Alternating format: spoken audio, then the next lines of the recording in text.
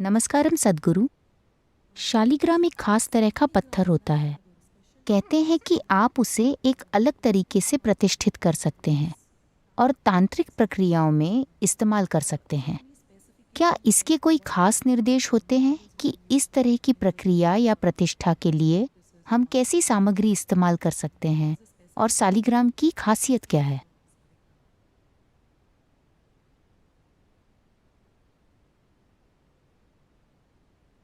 शालिग्राम आमतौर पर जो आपको दुकानों में मिलता है वो ज्यादातर एक अंडे के आकार का पत्थर होता है।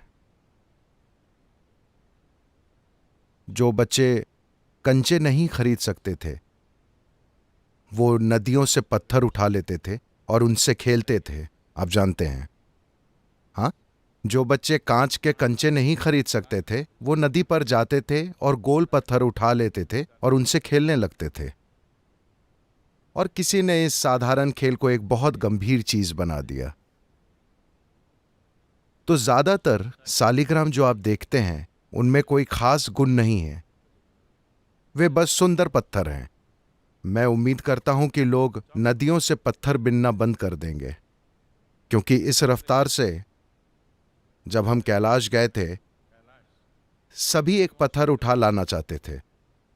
मैंने कहा कि एक समय था जब लोग यहां से पैदल जाते थे। तमिलनाडु से लोग कैलाश तक चलकर जाते थे। अगर 10 लोग जाते थे तो सिर्फ 2 ही लौटते थे। उस समय उन लोगों का 2 छोटे पत्थर लाना ठीक था, क्योंकि वैसे भी वे इतना बड़ा पत्थर उठाकर वापस पूरे रास्ते नहीं चल सकते थे। वे 2 पत्थर उन 8 लोगों की याद में लाते थे जिन्हें वे वहीं पीछे छोड़ आए थे। ये ठीक था। आजकल आप गाड़ियों में बड़े आराम से जाते हैं और आप झोले भरकर पत्थर घर ले आना चाहते हैं। इस रफ्तार से मैं उन्हें बता रहा था कि अगर ऐसा होता रहा तो कुछ सालों में पूरा कैलाश पर्वत ही तमिलनाडु में होगा। हम टुकड़ा टुकड़ा करके पूरा पहाड़ ही ला रहे हैं। जितनी तादाद में लोग जा रहे हैं और हम भी हजारों लोगों को ले जाने की योजना बना रहे हैं, तो कृपया कैलाश के पत्थरों को कैलाश पर ही छोड़ दीजिए। ये आपके किसी काम के नहीं है। आप पानी लेकर आना चाहते हैं वो ठीक है, पानी आपकी इजाजत के बिना एक जगह से दूसरी जगह जाता है, लेकिन पत्थर अब भी कहीं नहीं जाते।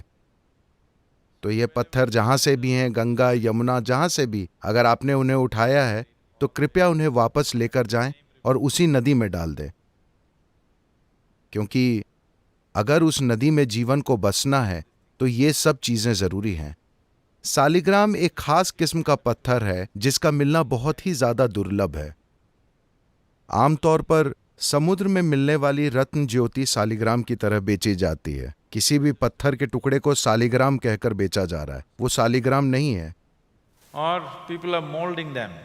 या लोग उन्हें कई तरह की राल में ढाल कर बेच रहे हैं। पक्की बात है कि वो शालिग्राम नहीं है। शालिग्राम एक दुर्लभ पत्थर है जो करोड़ों में एक होता है। अगर आपको मिल जाता है तो, अगर आप उसे उठा भी लेते हैं तो आपको अंतर पता नहीं चलेगा जब तक कि आप एक खास किस्म के व्यक्ति ना हो। और अगर आपको एक असली शालिग्राम मिल जाता है, अगर आप एक असली शालिग्राम उठा लेते हैं, तब आप वाकई मुसीबत में पड़ जाएंगे, क्योंकि आपको पता होना चाहिए कि उसे संभालना कैसे है, वरना आप बहुत परेशानी में पड़ जाएंगे। यह आपका जीवन बना भी सकता है अगर आपको पता है इसे इस्तेमाल कैसे करना है। यह एक महान खजाना है अगर आपको इस्तेमाल पता है, वरना यह विनाशकारी हो सकता है अगर आपको नहीं पता। जो लोग पारिवारिक जीवन में रहते हैं, साधारण जीवन बिना पर्याप्त अनुशासन, एकाग्रता, जागरूकता के, उन्हें अपने घर में कभी शालिग्राम नहीं रखना चाहिए।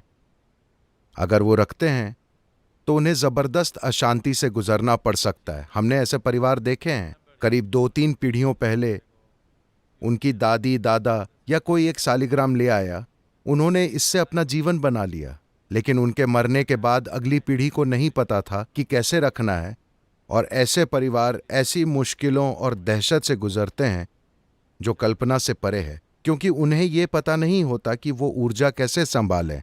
यह ऐसा है कि जैसे आपके पास एक पावर हाउस है, आपके घर में एक ऊर्जा पैदा करने का स्रोत है और आपको ऊर्जा को संभालना नहीं आता, तो आप लगातार परेशानी में रहेंगे, है ना?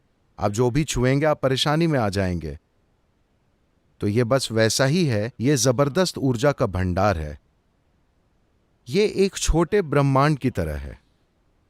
ये अपनी ही तरह का एक सूक्ष्म ब्रह्मांड है, because it carries the same type of क्योंकि इसमें वैसी ही ऊर्जा रहती है जैसे कि ब्रह्मांड के बड़े रूप में होती है। तो ये चीजें जैसे एक मुखी खोजना, सालिग्राम ढूंढना, कृपया ये चीजें छोड़ दीजिए। ये कोई असली आध्यात्मिक प्रक्रिया नहीं है। ये बस निशानियां इकट्ठा करना है। आप जहां भी जाते हैं वहां से कुछ उठा लाना चाहते हैं, ये सोचते हैं कि ये पवित्र है, वो पवित्र है। हर कोई एक मुखी चाहता है, जबकि आपके खुद के कई मुख हैं। जब आपके कई चेहरे हों और आप एक मुखी पहने तो आप परेशानी को बुलावा दे रहे हैं। जब आपका जीवन बस एक लक्ष्य पर केंद्रित है तब उसे पहनते हैं तो ये बहुत अच्छा है। आपका जीवन अलग अलग दिशाओं में जा रहा है, आप अनेक किरदार निभा रहे हैं। आपके जीवन में आने वाले अलग अलग लोगों के लिए आपके अलग अलग चेहरे हैं। क्या आपके नहीं हैं? क्या आपके कई चेहरे नहीं हैं? मैं पूछ रहा हूं। जब आपके कई चेहरे हैं और आप एक मुखी पहने तो आप परेशानी को न्योता देंगे, बस यूं ही। ऐसी नायाब चीजों की तलाश बंद कर दीजिए। ऐसा बहुत कुछ है जो आप इसके साथ कर सकते हैं, ये वो करते हैं।